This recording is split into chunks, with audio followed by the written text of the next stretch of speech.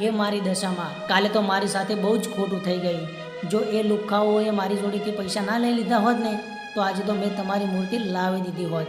પણ હવે દશામાં રાખજે તું મારી લાજ. આજે ફરી પાછો પૈસાની શોધમાં જાઉં છું. અને જો આજે મારા હાથમાં પૈસા આવી જાય ને તો વળતા આવતા જ મા દશામાની મૂર્તિ લઈને જાઉં. જય દશામાં.